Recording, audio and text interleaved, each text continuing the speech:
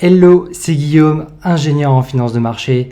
Alors c'est pas joli ce qui se passe sur Alstom, le célèbre constructeur ferroviaire français du CAC 40, qui passe d'ailleurs dernier du CAC. Avec sa chute de presque moins 40% en une journée sur le prix de son action. C'est une baisse qui est historique pour un groupe de cette taille. On peut parler ici de massacre à cette ordre de grandeur en une journée. Alors qu'est-ce qui s'est passé ? Le management a fait une conférence de presse exceptionnelle en amont de sa publication de résultats qui est attendue pour le 15 novembre. Et là, en fait, le top management, donc les dirigeants, ont annoncé une alerte pour les actionnaires, un cash warning. C'est-à-dire en fait qu'ils ont annoncé publiquement qu'ils ne tiendraient pas ce qu'ils avaient annoncé en termes de cash flow, donc de cash qui rentre concrètement dans les caisses de l'entreprise. Donc c'est une remise en question significative de leur capacité à Alstom à faire rentrer du cash dans l'entreprise en 2023. Sachant que plus tôt, il l'avait annoncé significativement positif. Mais là, carrément, il sera significativement négatif. Alors pourquoi Alstom ne fait plus rentrer d'argent dans ses caisses ? Il y a 3 raisons. Déjà, Alstom, ça peut paraître contre-intuitif, vu la chute du prix sur son action. Elle annonce quand même un chiffre d'affaires qui est en croissance. Oui, quand même, plus 6,5% à 8,3 milliards au premier semestre contre 8 milliards, donc jusqu'à là, ok. Après, on voit quand même des prises de commandes affichées en baisse à 8,4 milliards contre 10,1 milliards au premier semestre, mais qui étaient quand même tirées l'an dernier par un contrat exceptionnel en Allemagne de 2,5 milliards, donc à relativiser. Notre attention là va se porter plutôt sur son annonce en anticipation d'une hausse de son carré de commande pour le deuxième semestre.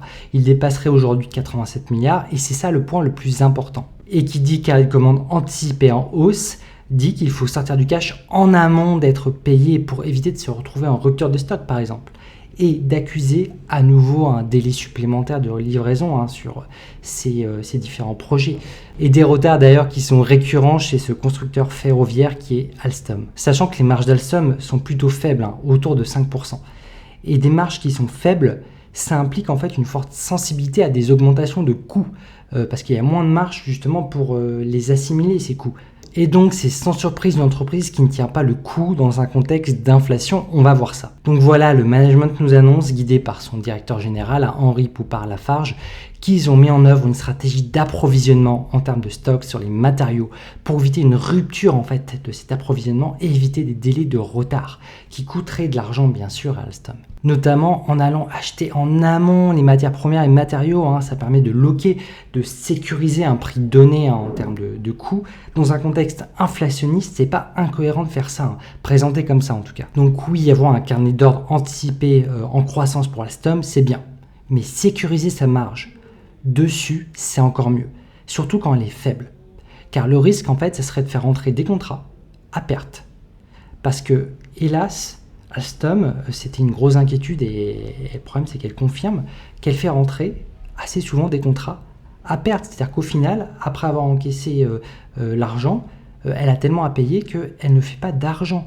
Et ça, elle en a cumulé sur les 2 dernières années avec l'explosion des prix de l'énergie et des matières premières notamment. Donc là, on comprend que sécuriser le prix des matériaux pour les projets d'Alstom, c'est en théorie une stratégie vertueuse en général. Mais ce qui fait mal là, c'est d'appliquer ces stratégies jusqu'à aller vider ses réserves de cash. Et oui, c'est ce qui s'est passé. Alstom déçoit énormément sur la gestion de son cash, de son argent.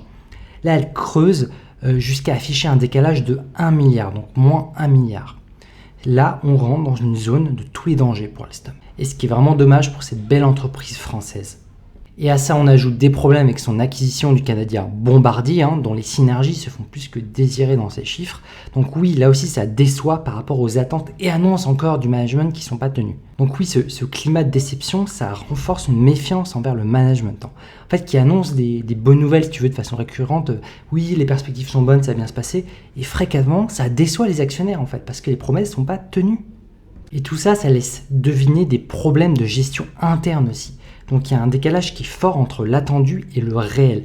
Et ça, c'est typique de grosses entreprises comme Alstom avec une mauvaise structuration et une mauvaise organisation aussi en interne.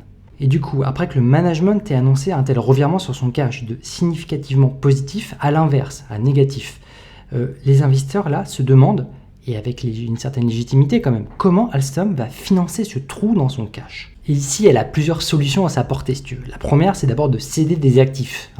Donc céder des entités qui font de l'argent pour dégager là un peu de cash pour remettre une pièce dans la machine, si tu veux, en réduisant son activité par la même occasion. La deuxième, c'est de lever des fonds sur le marché obligataire notamment, avec des taux d'intérêt qui sont élevés aujourd'hui et qui pourraient abîmer aussi fortement la rentabilité d'Alstom. Enfin, la troisième possibilité, c'est une crainte d'une dilution de son nombre d'actions. Donc que l'entreprise émettrait des actions pour se refinancer sur le dos des actionnaires. Donc oui, aujourd'hui le constat il est un peu sombre, les alertes à répétition sur son cash expliquent cette perte de confiance des actionnaires envers le management et fait craquer le prix de son action sur les marchés, avec le massacre de son cours à près de moins 40% quand même. Donc voilà, c'est un signal qui est fort, et si on traduit ce repricing avec des mots, c'est un cri qui anticipe que ce qui nous annonce là, c'est pas forcément ce qu'ils vont faire et qu'on pourrait très bien s'attendre à une dilution de la capitalisation boursière d'Alstom tout simplement. Bref, d'un autre côté, Alstom aussi cumule, faut dire, des retards sur ses chantiers en France, notamment 13 mois de retard sur une nouvelle rame du RER B, alors qu'une accélération avait été annoncée là encore, donc là aussi le management déçoit. Et également en Grande-Bretagne, on a un peu la même chose avec les trains Avantra, hérités de l'acquisition de Bombardier, avec des transports périurbains, avec des rames électriques aussi là, qui affiche un retard cumulé où la livraison attendue en 2023 aura lieu peut-être en 2025. Et voilà, on a aussi un abandon de la moitié du programme du TGV britannique. Bref, on accumule des nouvelles qui sont difficiles à encaisser. Donc aujourd'hui, Alstom nous laisse sans vision sur son cash, elle n'arrive pas à dégager de l'argent qui rentre concrètement dans son entreprise. C'est un sujet d'inquiétude sérieux avec tous les sujets de projet à risque aujourd'hui. Alors côté dividende, sans surprise ici, Alstom n'arrive pas à avoir les moyens de payer son dividende. Et certes, elle a payé 25 centimes par action à ses actionnaires en juillet dernier, mais sans en avoir les moyens. C'est une situation qui est dangereuse pour une entreprise. Imagine, donc voilà, tu as une entreprise dans sa situation. Pour moi, elle ne devrait pas payer de dividende. Et c'est pour ça que j'anticipe, j'espère qu'elle le fera, un cut en 2024.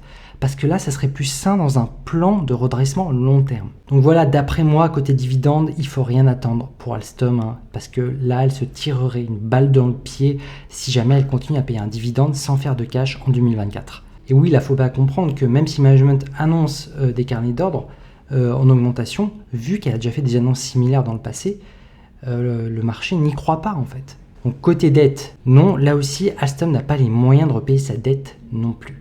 D'ailleurs sa dette elle est sur une tendance de croissance inquiétante. Donc dans cet environnement de taux élevé, il faut comprendre que ça implique un coût d'intérêt qui vont manger aussi l'espérance de marge en fait future sur les projets en cours d'Alstom. Donc voilà, c'est typiquement une entreprise qui est prise au piège par un contexte inflationniste sur les matières premières, avec des carnets d'ordre qui ne lui permettent pas de générer suffisamment de marge pour performer dans le temps, si tu veux espérer repayer ses dettes sur le moyen terme. Donc on peut anticiper, à mon sens, une période compliquée sur un horizon 3 ans pour Alstom. Alors oui, Alstom, c'est le cas d'une entreprise leader de son industrie, de la machinerie, trains et véhicules lourds, qui pèse 10 milliards de capitalisation en début de semaine, et là qui ne pèse plus que 5,2 milliards ce vendredi, avec des perspectives qui sont funestes. Et peut-être que tu l'as en tête, une crainte majeure qu'on peut avoir sur une entreprise qui fait plus de cash, c'est qu'elle n'arriverait pas à se refinancer, et donc qu'elle n'arriverait pas à être en mesure de payer à qui que ce soit, à qui elle doit du coup de l'argent, ses créances, et donc se retrouver dans une situation de faillite. Et c'est pas clairement le scénario le plus probable aujourd'hui, mais attention, il n'est pas négligeable non plus. Aujourd'hui, on ne va pas quand même penser que le management va se tromper à tous les coups, et au bout d'un moment, bien sûr qu'elle va faire rentrer de l'argent dans son entreprise avec tous ses projets. Mais le problème, c'est que plus les délais s'allongent et plus ses coûts augmentent, plus c'est compliqué pour elle de faire de l'argent, et c'est ça le point d'inquiétude. Donc aujourd'hui, moi je vois surtout un scénario numéro 1 où on a une très mauvaise passe sur 3 ans, donc jusqu'en 2026. Et c'est long 3 ans pour un actionnaire. Sachant que moi je te dis ça d'un regard extérieur parce que moi j'ai jamais été actionnaire d'Alstom, donc c'est peut-être aussi plus facile pour moi d'avoir cette analyse aujourd'hui. Et clairement dans l'industrie des trains, véhicules lourds et machinerie, il y a des entreprises concurrentes qui elles arrivent à faire du cash dans ce contexte. Donc pour moi ça serait trop facile de dire que c'est la conjecture, les taux d'intérêt élevés, l'augmentation des prix de matières premières, la crise de l'énergie et pourquoi pas la faute de certains dirigeants politiques. Ça serait trop facile. Donc oui certes il y a plein de facteurs qui expliquent cette situation, mais je pense que malgré ce contexte, des concurrents arrivent quand même avec les mêmes difficultés à mieux s'en sortir. Donc là-dessus, moi, je pense qu'il faut à minima poser la question de la stratégie du management à la tête d'Alstom et de la structure en interne qui peut-être ne fonctionne pas et potentiellement est en défaut. Donc là aujourd'hui ma vision c'est qu'il faut aller trouver 1 milliard pour remettre une pièce dans la machine et que ça va être difficile sur 3 ans. Donc pour moi Alstom c'est certes un leader aujourd'hui, mais je pense pas qu'elle sera le leader de demain si tu veux. Je vois cette entreprise plutôt en déclin. Et clairement ici moi j'arrête le faux suspense, à mon avis personnel il est négatif, tu l'auras compris pour Alstom, à court terme et à moyen terme, à minima jusqu'en 2026. Après à plus long terme, moi ça me paraît très spéculatif aujourd'hui de me prononcer, et moi je pense qu'elle risque d'ailleurs de perdre sa notation d'investment grade sur les marchés obligataires, et ce qui impliquerait aussi une capacité à se financer plus difficile, autrement qu'en cédant des actifs ou en diluant ses actionnaires. Donc aujourd'hui moi je ne mettrai pas un pesos sur cette entreprise qui est en grande difficulté dans un contexte inflationniste. Alors en termes d'objectif de prix, moi je pense qu'il faut attendre sa prochaine publication pour que je puisse te livrer un prix plus précis. Car aujourd'hui on n'a pas tous les détails, notamment sur ses actifs, il faut être plus précis pour savoir où elle en est vraiment. Donc aujourd'hui avec des hypothèses plutôt conservatrices, moi je verrais un prix entre 7 et 11 euros pour Alstom pour le 15 novembre prochain, donc dans pas longtemps.